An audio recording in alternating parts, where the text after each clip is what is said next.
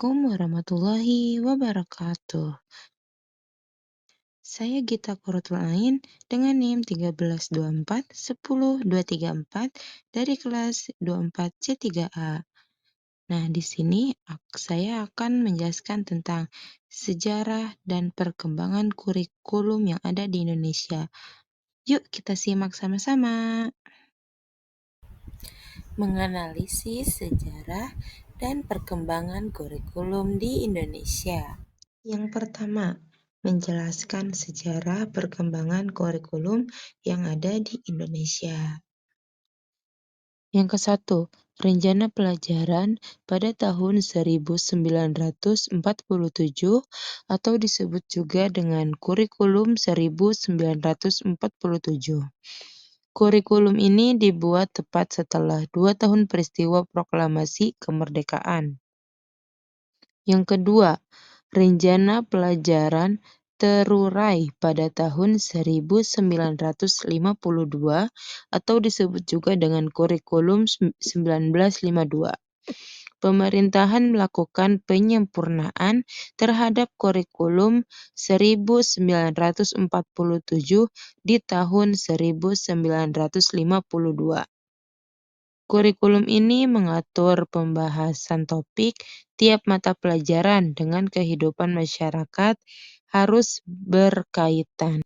Ketiga, Rencana Pendidikan 1964,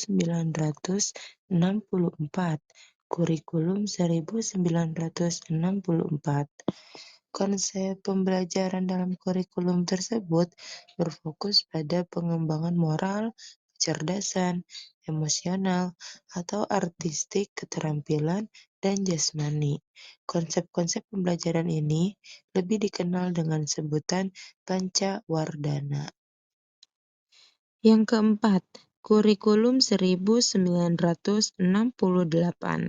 Pada kurikulum ini memiliki ciri materi dari jenjang pendidikan rendah memiliki korelasi dengan jenjang pendidikan selanjutnya. Tujuan utama kurikulum ini adalah untuk membentuk manusia Pancasila sejati, kuat dan sehat jasmani, mempertinggi kecerdasan dan keterampilan jasmani, moral, budi pekerti, dan keyakinan beragama. Yang kelima, Kurikulum 1975. Pada kurikulum ini mulai digunakan setelah program rencana pembangunan 5 tahun Repelita. Tahap pertama di masa pemerintahan Orde Baru, kurikulum ini menekankan pendidikan yang lebih efektif dan efisien. Yang keenam, Kurikulum 1984. Di tahun 1984 ini terjadi lagi perubahan kurikulum di Indonesia karena kurikulum sebelumnya dianggap lambat dalam merespons kemajuan di kalangan masyarakat. Dalam kurikulum 1984 ditambahkan juga mata pelajaran pendidikan sejarah perjuangan bangsa atau disebut juga dengan PSPB. 7. Kurikulum 1994 dan Suplemen Kurikulum 1999.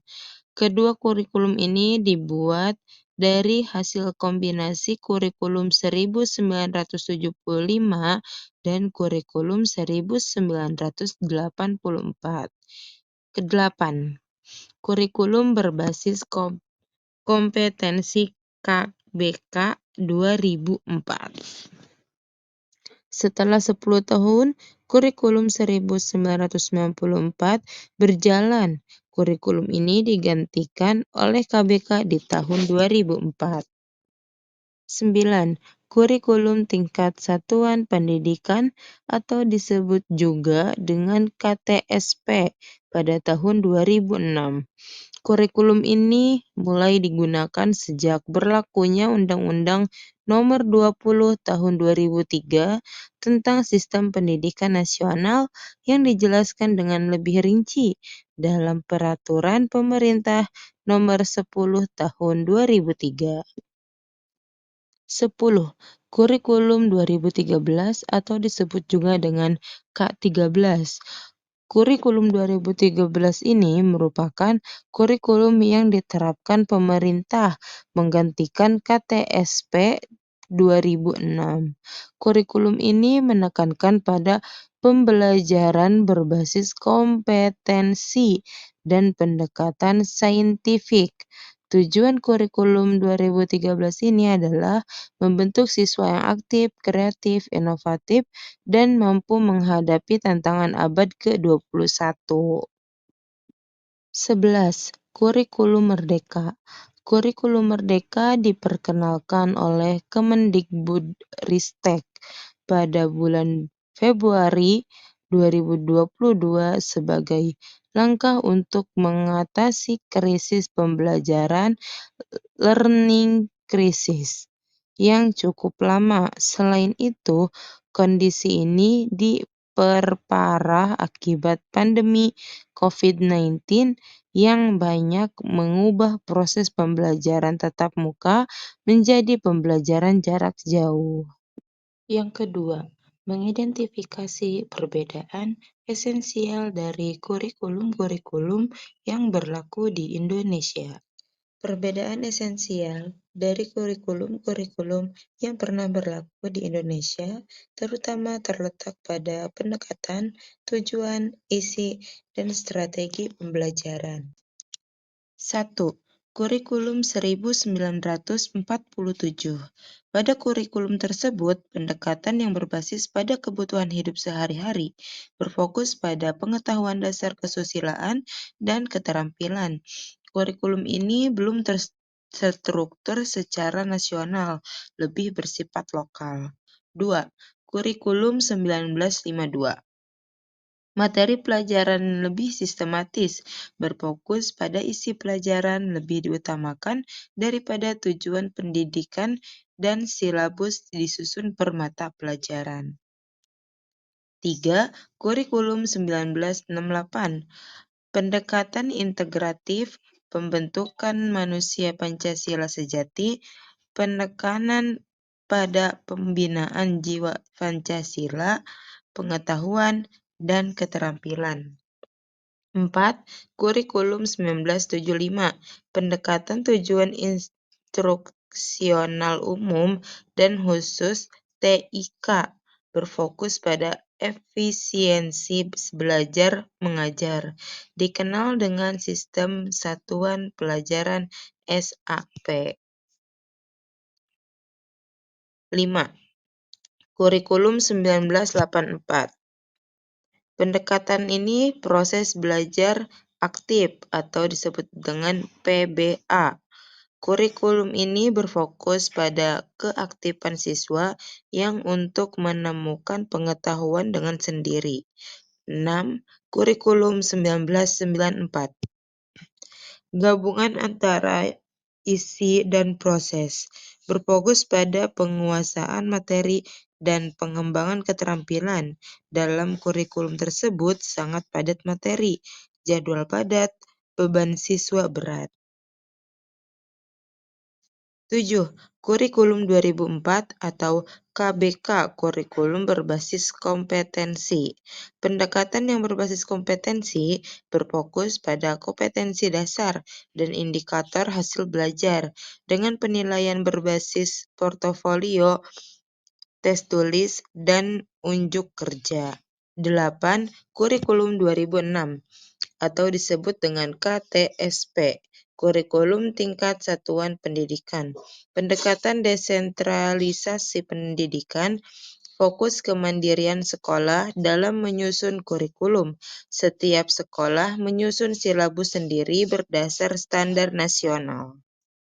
9. Kurikulum 2013 atau disebut juga dengan K13.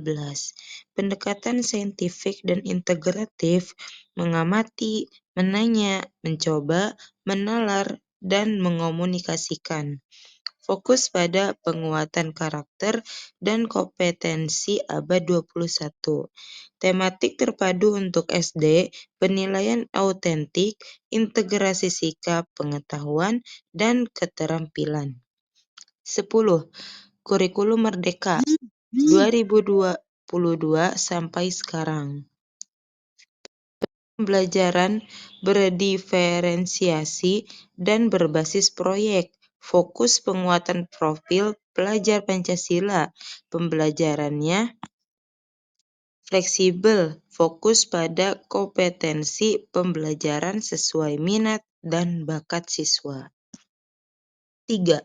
Mengidentifikasi apakah kurikulum Merdeka merupakan kurikulum yang paling relevan dengan pembelajaran di era Society 5.0.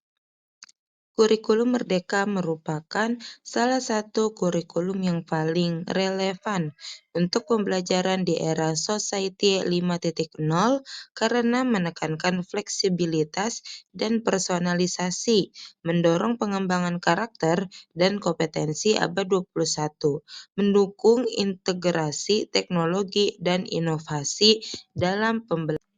Jadi, kesimpulan dari beberapa penjelasan tersebut yaitu kurikulum di Indonesia telah mengalami berbagai perubahan sejak masa kemerdekaan.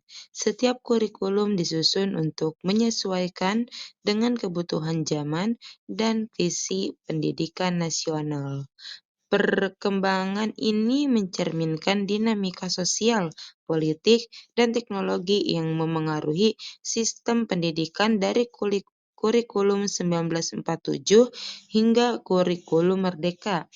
Setiap kurikulum memiliki ciri khas tersendiri, baik dari segi pendekatan, metode pembelajaran, tujuan, maupun peran guru dan siswa.